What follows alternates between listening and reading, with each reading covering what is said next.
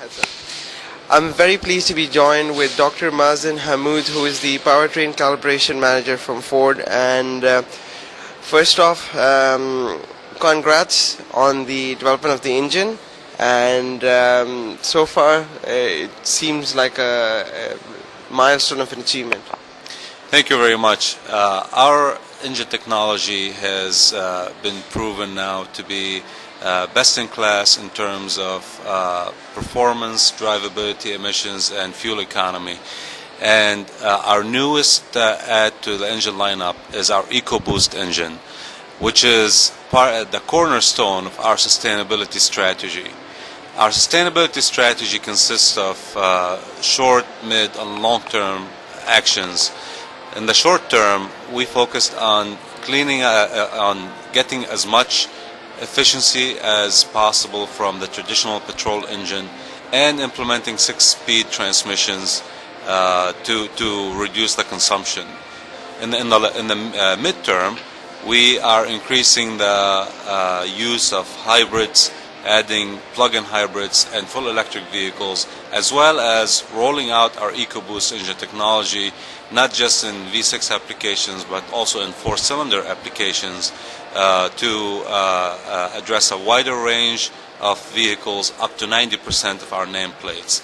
And in the longer term, we will be focusing on further introduction, further rollout of hybrid technology, as well as alternative fuels. I want to say a couple of things specifically about EcoBoost. EcoBoost, as the name suggests, it's an ecologically friendly, environmentally friendly engine that helps us downsize and thus reduce fuel consumption by up to 20% and reduce CO2 emissions by up to 15%, while using turbo technology, boosting and direct injection to provide the power required to by the customer to operate the vehicle in the most that they need. In the case of the first application, which will be like Taurus SHO and Ford Flex and Lincoln MKT, we are providing similar power and performance of an otherwise V8 would be needed, with a V6 that has the same fuel efficiency of a V6. And future applications coming soon will be in vehicles that traditionally take a V6 will have a 4-cylinder EcoBoost that has the fuel consumption of a 4-cylinder. So all of this sounds very good. The whole move, the whole trend towards eco-friendliness, fewer emissions and everything. What percentage of the American consumer so far are aware of the whole carbon footprint that comes from V8 engines or say bigger engines, and how many of them have actively seeked a purchase of a hybrid or electrical? There is a much more increased awareness now on the part of the public about the environmental aspects, and there is a desire to move towards eco-friendly solutions. Hybrids, however, for the time being, given where gasoline prices are not economically viable to a large, to a wide range of customers, given the price tag. By developing EcoBoost now, it's a much greater value where we can move the needle right now.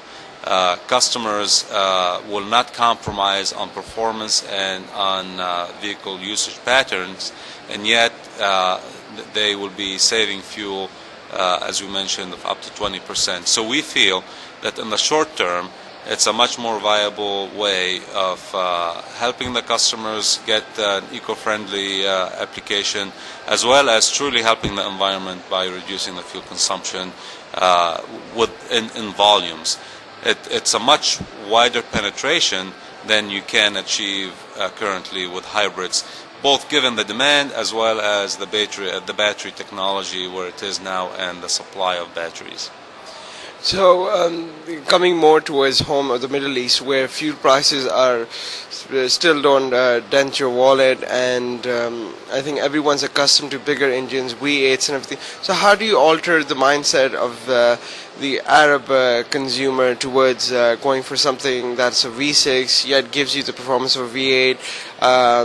I mean, how do you sort of say bypass that whole impression that, is this cheating towards aspirations of V8, or is it actually achieving that, and yet it is eco-friendly? So how do you come about doing this? Are you looking at a campaign to alter the mindset, going around Saudi, where Saudis have long stretch highways and everyone prefers a V8? I mean, there are bigger cars than you'd find in Dubai, because it is much wider landmass, and of course fuel prices do vary out here. So this is exactly where our EcoBoost technology will flourish and will prove a winner. In this case, in order to gain the acceptance, not only it provided similar performance to a V8, it actually outperformed the V8. So when we set out to put this V6 EcoBoost in an application like the Taurus SHO, which is a performance sedan, we benchmarked some of the very well-known names in luxury sedans like the Cadillac and Audi and BMW, and ran tests against them, and actually were able to beat them in 0 to 60, as well as purely looking at horsepower and torque, and the range of torque that this V6 provides over the RPM, over the entire useful range of engine RPM, that we were able to outperform these V8s that are currently in the market. Once the customer sees that and sees reads the reports and sees the videos where on 0 to 60 we are beating those very well-known luxury sedan brands, the customer is going to come for the performance, and they will stay for the fuel economy. So they will realize that even though they gain on performance, they actually are gaining a lot more on fuel consumption. So can you quote us some of these figures, the 0 to 60, the bhp, the torque that's amassed from this engine? And my last question, would we see this eventually on Mustangs? I mean, which is I think the current road racer is like, it's the most desirable racer around here. Would we eventually see it make it to Mustangs?